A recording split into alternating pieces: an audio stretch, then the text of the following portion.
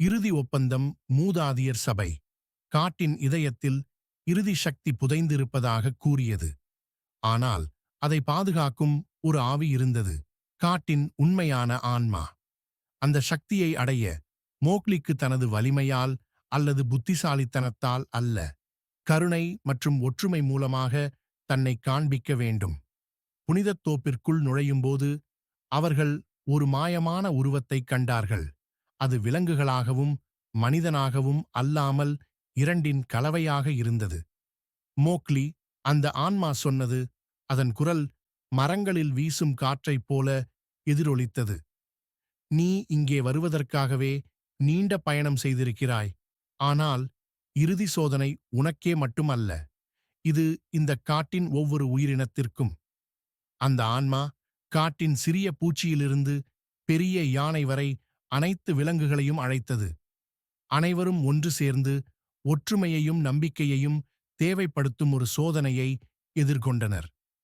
மனித உலகத்தையும் விலங்குகளின் உலகத்தையும் புரிந்த மோக்லி அந்த சோதனையை வெற்றிகரமாக கடந்து செல்ல விலங்குகளுக்கு வழிகாட்டினான். அவர் காட்டியது ஒற்றுமையே காட்டின் மிகப்பெரிய வலிமை என்பதே. சோதனை முடிந்தபோது அந்த ஆன்மா இறுதி சக்தியை வெளிப்படுத்தியது. ஒரு மெல்லிய பொன்னிற ஒளி வீசும் விதை. இந்த விதை காட்டின் உயிராகும், அந்த ஆன்மா கூறியது. இதை நட்டு வளர்த்தால் அது தலைமுறைகள் முழுவதும் காட்டை பாதுகாத்து வளர்த்து மோக்லியின் பாரம்பரியம். மோக்லி அந்த விதையை காட்டின் மையத்தில் நட்டான். நாட்கள் கடந்தபோது அது ஒரு பெரிய மரமாக வளர்ந்து ஒற்றுமையின், நம்பிக்கையின் ஒரு அடையாளமாக மாறியது. காட்டின் அனைத்து விலங்குகளும் அந்த மரத்தைச் சுற்றி திரண்டு தங்களது இல்லத்தை பாதுகாக்கும் உறுதிமொழியுடன் கொண்டாடினர். அச்சத்திற்குரிய ஷேர்கான் தொலைவிலிருந்து இவற்றை கவனித்துக் கொண்டிருந்தான். ஆனால் அவன் இதை பார்த்தபோது தனது உள்ளத்தில் ஒரு மாற்றத்தை உணர்ந்தான். உண்மையான வலிமை ஆதிக்கத்திலோ பயத்தில் அல்ல, புரிதலிலும் மதிப்பிலும் இருப்பதை உணர்ந்தான்.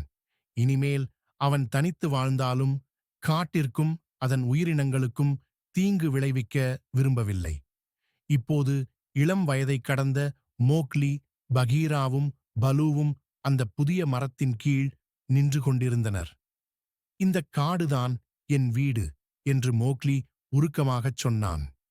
"இது என்னுடைய பாரம்பரியம் மட்டுமல்ல, இதில் வாழும் ஒவ்வொருவருக்கும் ஒரு தாயிடமாக இருக்க வேண்டும். நாம் அனைவரும் சேர்ந்து இதை பாதுகாக்க வேண்டும்." அந்த மரத்தின் கீழ் காட்டின் ஒற்றுமையும் அமைதியும் மோதலுக்கு பதிலாக வளரத் தொடங்கியது. மோக்லியின் பெயர் ஒரு கதையாக மட்டும் இல்லாமல் காட்டின் உயிராகவே மாறியது.